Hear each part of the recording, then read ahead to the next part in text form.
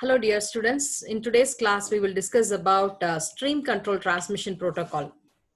And stream control transmission protocol is the next generation transport layer protocol which was designed specially for the telephone based voice communication. So this SCTP was just designed for the new applications such as IP telephony, VoIP, and the telephony signaling. So in order to accommodate media-based applications, the SCTP transport layer protocol has come into picture. So here, what is the difference between UDP, TCP, and SCTP is in terms of reliability. TCP, it is similar to that of TCP, where both are highly reliable and trustworthy. In terms of connection type, the SCTP is connection oriented. Of course, you have handshaking and connection termination process here again. Transmission type, you say here as byte oriented in TCP and message oriented in UDP. Here again in SCTP, you takes up a flavor of TCP and UDP together to form a chunk-based data transmission. Then transfer sequence, it is strictly ordered in TCP. If an out-of-order packet is delivered, TCP waits for the next packet to come to the receiver buffer, and then it delivers, it orders the packets and deliver to the application. In terms of SCTP, it is partially ordered, and we will discuss how it is done. Then overload control, yes, we have flow control, congestion control in TCP and SCTP, but in UDP, as we have discussed, we don't have such thing. And in error tolerance, all these cannot tolerate the error, and SCTP, yes, it has a little bit of error tolerance. Now coming to the SCTP, SCTP is a message-oriented reliable protocol that combines the best features of TCP as well as UDP. So we saw that UDP provides an uninterrupted data transfer from a sender process to the receiver process, but it is not reliable. But TCP offers a reliable communication from sender to the receiver, but it incurs delay in terms of acknowledgement. And suppose if there is a lost acknowledgement, then TCP retransmit, and we have all such hiccups in TCP, and it is not well suited for real-time applications. Okay, all you see here is a real-time applications like telephony signaling, voice over IP, then IP telephony. All these are media-based real-time applications. So TCP is not suitable, but however, we need reliability in such real-time applications also. That is why SCTP come into picture. So how does it enforce a little bit of reliability is what we will be discussing in this class. Now, what are the different services offered by SCTP services is process-to-process communication as TCP and UDP. It is a transport layer protocol. So yes, it has to offer process-to-process communication. Full duplex communication where data transmission and the reception takes place at the same time. Connection oriented where there is connection open, data transfer, and then connection close. Then we have reliable service in terms of enforcing sequence number, and you have something called acknowledgement number. Now coming to the very important part here is SCTP offer the service in terms of multiple stream. Let me explain to you with the help of an analogy where you imagine that there is only one lane where all the traffics are moving on. Car, bus, trucks, everything is moving on. And suppose you incur an accident on this lane. All the traffic behind the accident has to wait for the road to get clear, and then only it has to move on. So how can I compare that to TCP? Suppose TCP is transmitting a packet and there is a lost packet. Now what happened here is your receiver will not send an acknowledgement, or your receiver will send a delay acknowledgement. So in that case, your TCP has to, the sender side TCP has to check which is the packet that is not transmitted or that is lost, and he has to retransmit. So there is a small hiccup there in terms of TCP, but in SCTP, it involves multiple stream. Okay, one of your data will go in this stream, the other data will go in this stream, the other data will go in this stream. So your packets is just put up into small chunks, and every chunk will take a different route. Okay, so maybe you imagine a type of a road. Cars goes here and truck goes here, and all your two-wheelers goes here. If suppose there is an accident on one road, the other road traffic is not affected. It goes as usual. So that is what you called as multi-stream data transfer. Then in order to enforce fault tolerance, here SCTP has a special features that it has a primary IP connection and also a backup IP connection. And we all know socket is nothing but a combination of IP and your port number. So what the SCTP will do is it has two IP, primary IP and a secondary IP. In terms your primary IP fails, immediately the data transmission takes place through the secondary IP. Now you could think how the media applications that we enjoy are really good enough to give us the best services because of such an high featured transport layer protocol. Now moving on to the next one, SCTP feature. What is the SCTP feature? We have in TCP something called sequence number, but here in SCTP we have something called transmission sequence number, TSN. In short, we'll call it as TSN. So the unit of data in SCTP, we call it as data chunk. I told you a very big message is just put into small chunk, what you called it as a data chunk. So, and it has every chunk is given with one TSN number. All right. So the maximum size of TSN number is 32-bit long, and it can be initialized from 0 to 2 power 32 minus 1. All right. So the TSN number is there in the header of the SCTP. We'll just, and every TSN, and I also told you that there are multiple streams. So every data chunk will have a TSN, and every data chunk will travel in any one of the stream. So now stream identifier is also associated with the data chunk. So initially their transmission sequence number is associated with the data chunk. Now as the data chunk is put on every stream, stream identifier is also associated. Now in the stream, whether the chunks stand first or second or third is what you called as the stream sequence number. What is the position of the data chunk in the stream is called as the stream sequence number. So to every data chunk, TSN, SI and the SSN, 3 numbers are associated with every data chunk while transmitting. Now this is a quick comparison on TCP and SCTP header. Now during initial data communication connection establishment or connection close in TCP, we discussed that there are SYN flag, acknowledgement flag, FIN flag, push pointer, urge pointer, and all those stuffs there in TCP. Now here in SCTP, we don't have control flags. Instead, we have something called control chunks. So during initial data transmission, only the control chunks are transmitted. Then comes the data chunk, and then comes for the connection close again the control chunk. So the header was very simple. You don't have any options. So source port number, destination port number, then we have the verification tag.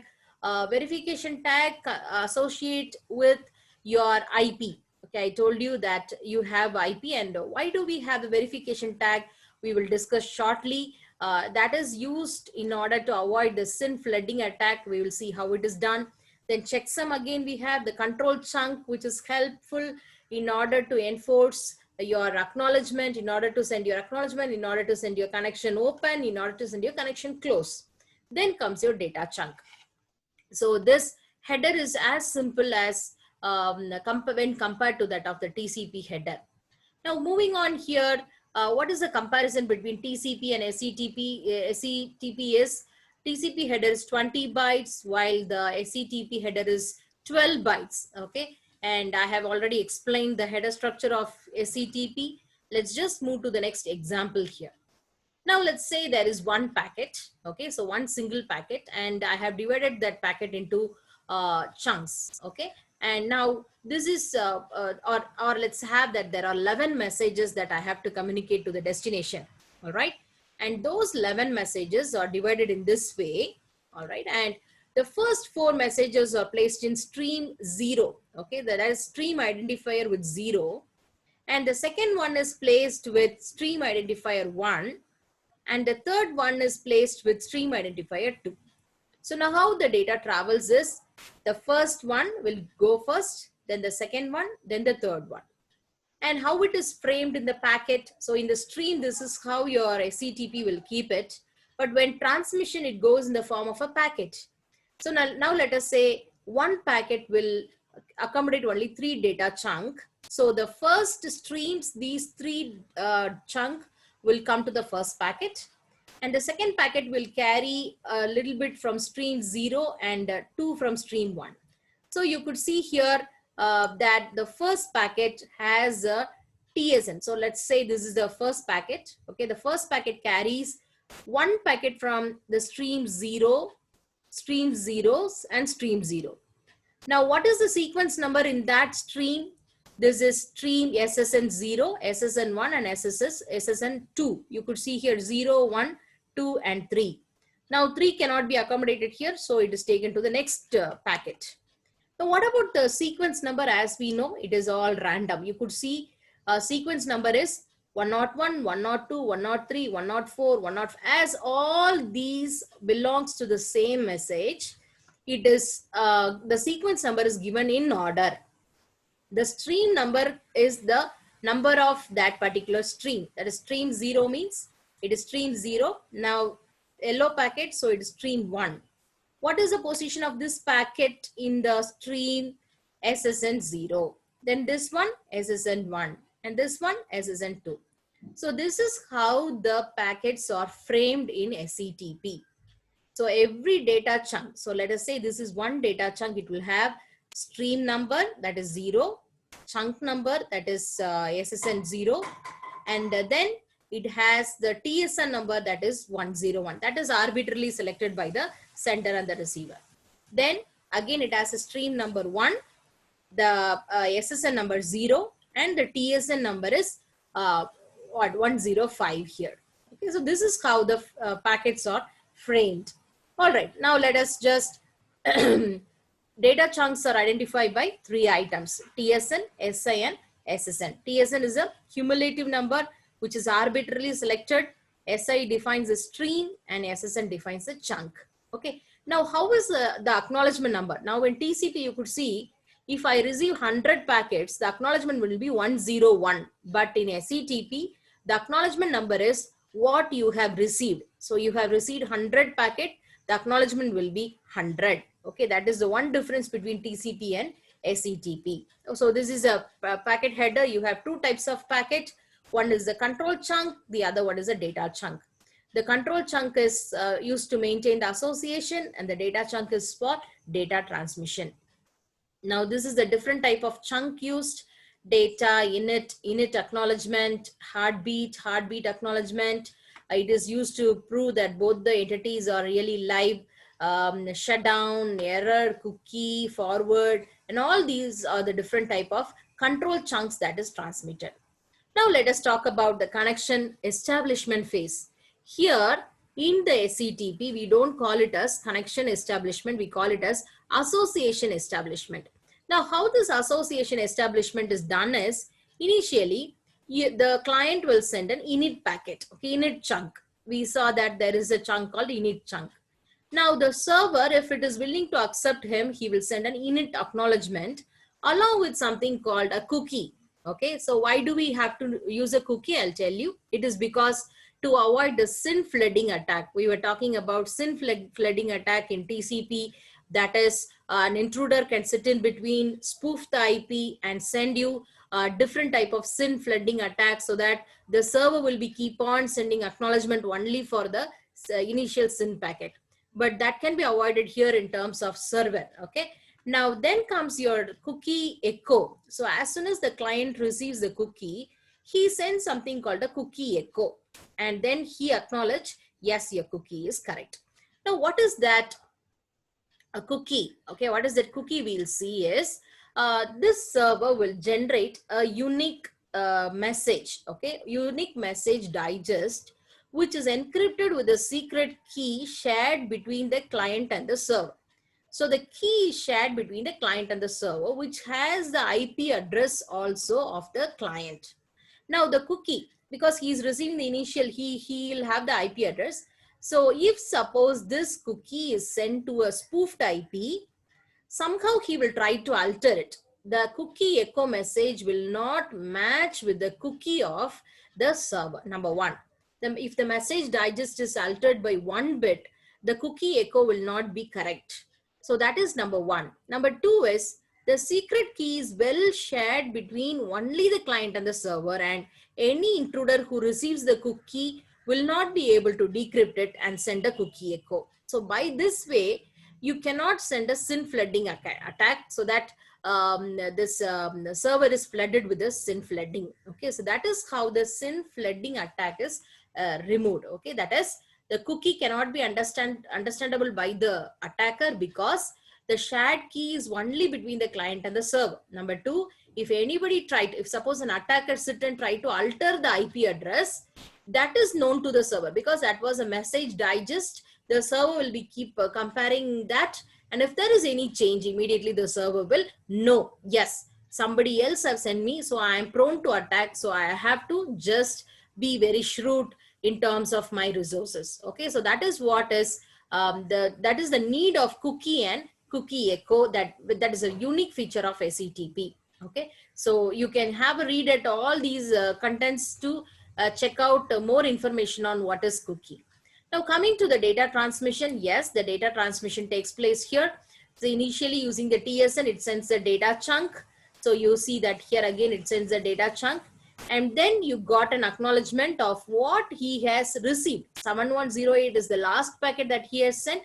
So he sent, okay, that is the acknowledgement 7108. Okay. Now this is the data transmission from the server to the client. Okay.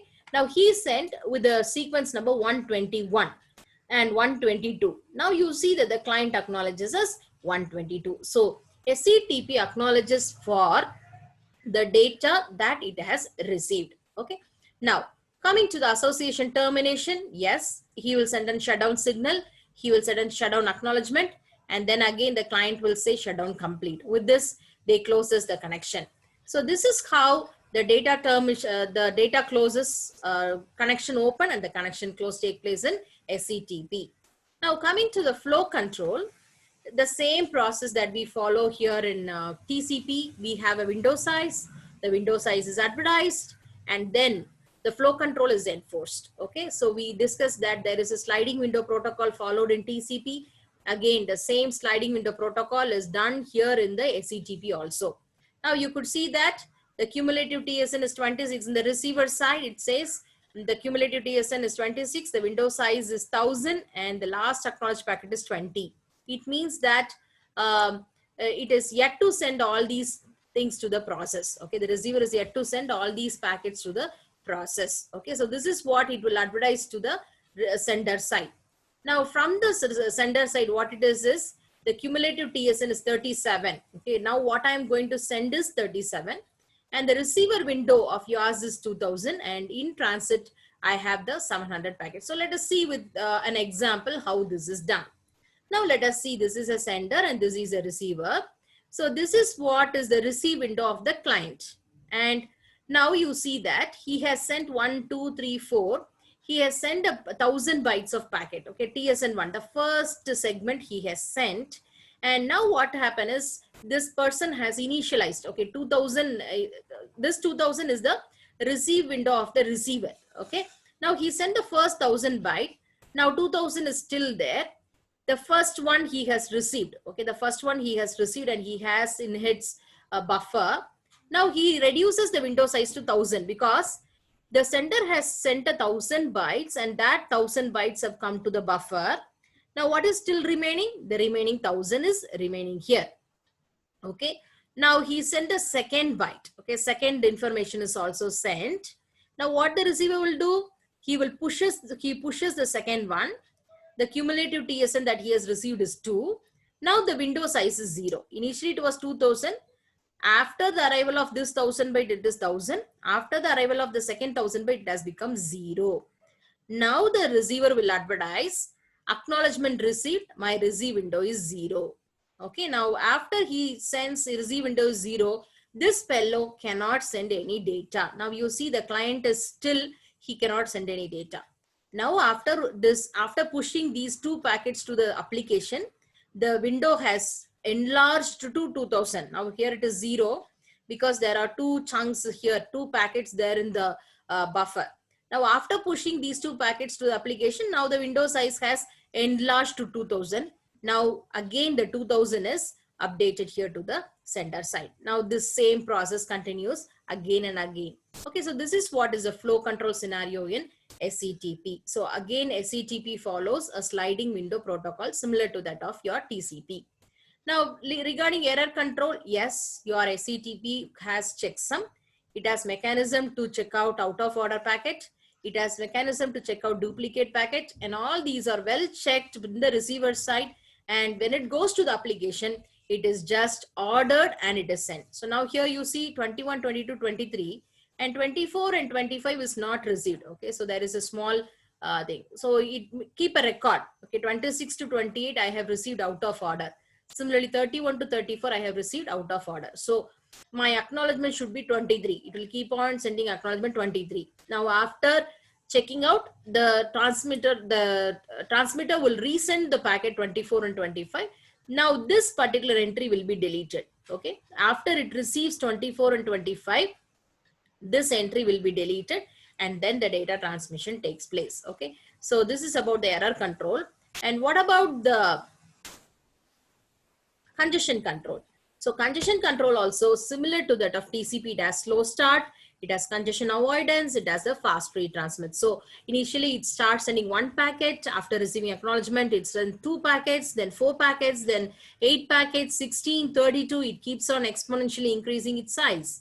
Then congestion avoidance, whenever there is a congestion detected, immediately it reduces the speed. Okay, so from 8 packets to 4 packets, 4 to 2, 2 to 1. Then what is fast recovery? It just started increasing its speed again by 1. Okay, so suppose it starts sending 4. Now it will send 4 plus 1, then 4 plus 2, then 4 plus 4. Likewise, it keeps on discussing. Okay, this is how the SCTP works. So SCTP has many unique features which is not there in TCP. Unique feature that helps for the media transmission, like it has multiple streams where the data is not blocked because of retransmission and acknowledgement. It also has the primary and secondary IP. Whenever there is a failure, immediately the secondary boots up and goes in.